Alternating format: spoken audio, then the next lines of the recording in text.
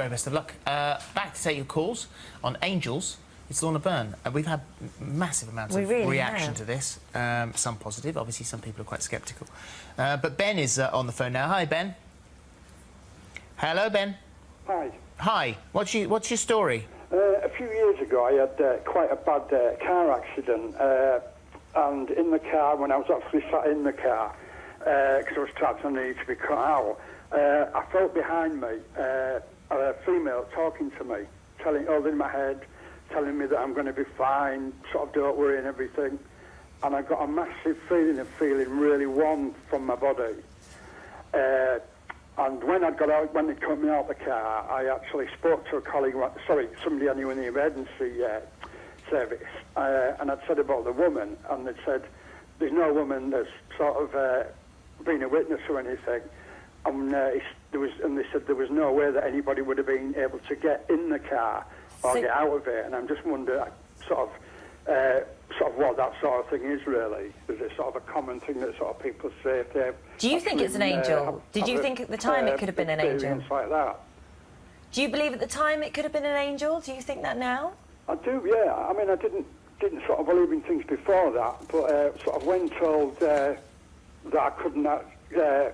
By the warm feeling in my body and the way I was being spoken to and everything. And again, obviously afterwards, people telling me there was no woman there at the scene, you know, there wasn't a female witness or anything. Do you find and that I do believe quite now regularly? that, you know, yes, I told my friends that was probably my sort of angel, really. Thank you, Ben. Thank you, Ben. A lot of people report that all over the world, and yes, it is the guardian angel, and it is in a spiritual experience for someone personally. God is giving us the proof all of the time, but lots of the time we're afraid to acknowledge it because we're afraid somebody, you know, will ridicule us and run us down or laugh at us. So it's lovely to hear that man acknowledging it there. And I would meet plenty of priests and nuns and rabbis and all, and I'd have to smile. All religions? All religions, and they would say, how come nothing spiritual has happened to me? You know, and that is lovely. But what is the answer to that? How come something spiritual never happens to the people who are most spiritual? Well, doesn't seem very fair, does it? It doesn't seem very fair, but maybe they're not spiritual enough. Maybe they're not, in a sense, acknowledging and allowing themselves to have true faith. Okay. Maybe. Let's go to Ben on the phone. Sorry, Ben, we just had Ben. Bridget, let's go to Bridget. Hello, Bridget. Yeah. Hello. Now, this is a photograph of your son on the stairs at home that you want to talk about, isn't it? That's right, yes. Tell us about this. It was just a random photograph I took about 6 weeks ago. And I was going through my Facebook photographs, just like trying to delete photographs the other week. And I just seen the shadow on the wall, and I just took a closer look, and I was like, oh my good God, what's that? And then I just seen, like, two angels, like, starred on. But it was like my dad, who's been dead, like, 16 years this year, his face is sort of in the middle of it. Whereabouts is this? This is in my hallway on my stairs. And whereabouts are the angels? Oh, no, the shadow. Can you see the shadow on the photograph? I'm getting close to a monitor here. There's two shadows either side. One on the left of his head and one... That's not a mark on the wall? No, oh my God, no. OK, no. so when you're looking at that, I mean, can you see angels in photos? I can see. I can actually see it. I'm looking at that now, Holly, these two angels side on. OK. Yeah. I believe, again, maybe it is a spiritual thing for her son, for herself personally as well in that way. And I know it is a shadow as such. And lots of people around the world are reporting things like this. So I don't know whether it's something wrong with the camera or was a shadow coming from somewhere else. Can you photograph angels? If I could, I would have, yes. I know people do paintings of angels and like these beautiful statues, but they're nothing in comparison to an angel. Do you think that maybe you hear about the religious aspect and whether it's people who have died who may come back, you would be forgiven for thinking it's just this fundamental human fear of us being alone or being in the dark or dying and there being nothing, and we create all of these things just to make us feel better? I know lots of people would say just what you have said there now, but I can't say that because I see the angels physically. And again, I don't know why me. I'm just an ordinary person, dyslexic and all of that. Can I But I believe it's hope that God is giving the world, trying to give you back faith and back belief again, and hope in life. But it's difficult, isn't it? Because it's a tricky challenge because none of us can see them. So it's asking a lot of us to remain faithful or to find faith in some way if you're actually being provided with something you can't see. Although how many times have we said, oh, someone must have been looking down on me today, or somebody must have been... And we said that a lot, and maybe those little moments are what you're talking about. I just want to read this email. This is from Helen. She said, in the last few years, I've lost a very dear aunt and my nan. Every now and then, when they come into our minds, me and my daughters find white, fluffy feathers on the ground on our paths. We believe this is a sign for them. Lots of people talk about this. Gloria Hunniford's been in speaking about this. Well, she believes that angels leave their calling card. Feathers, Yeah, angels give us loads of signs, you know, and it is for us to recognise. And when somebody loses someone, maybe I should explain, your guardian angel is right there, never leaves you for a second, but it's your guardian angel that allows the soul of a loved one in around you, but they come and go. And I think that is wonderful, that every time they think of their loved ones, they see a feather.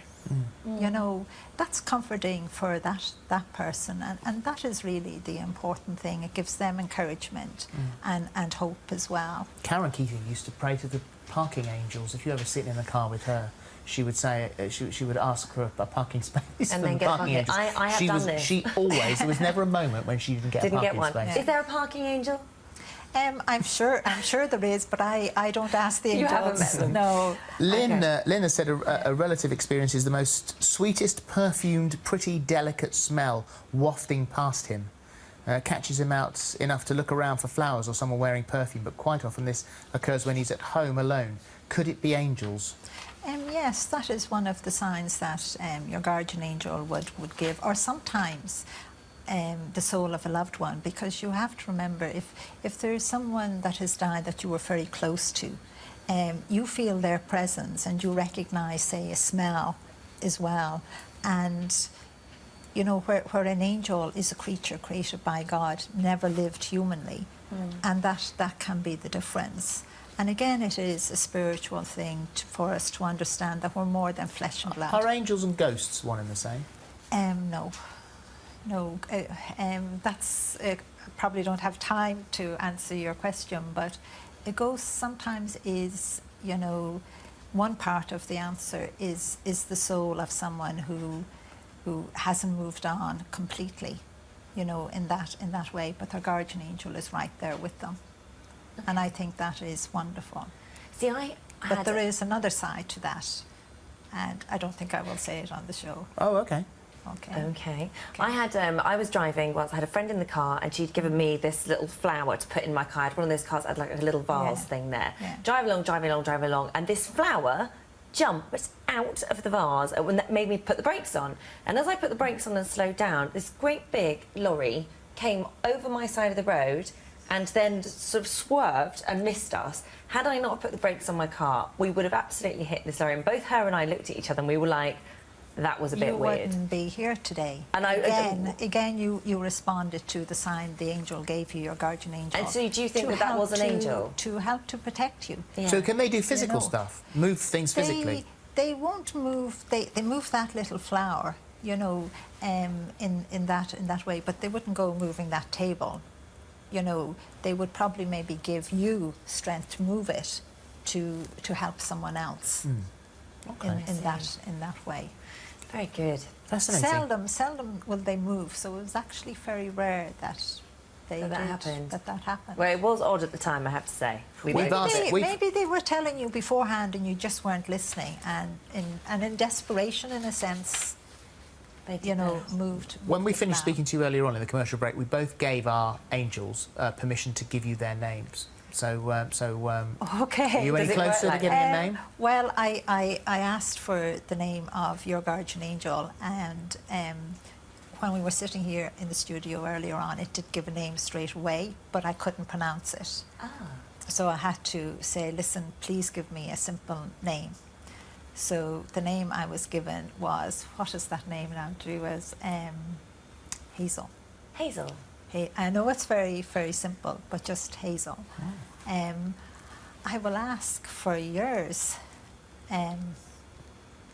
It's giving a name, and again, I have difficulty pronouncing, so I'm asking for them to Jampus? Who? Jampus? Jampus. I haven't heard the word before. Jampus. Now, if you can remember that and spell it whatever, I couldn't even... Jampus and Hazel. Ah, that's actually nice. Quite nice, isn't it? It works. It's a whole new TV duo right there. Thank you. Thank you very much Thank indeed. you. Whatever Really you believe, it's fascinating. Thank you very much. Thank you.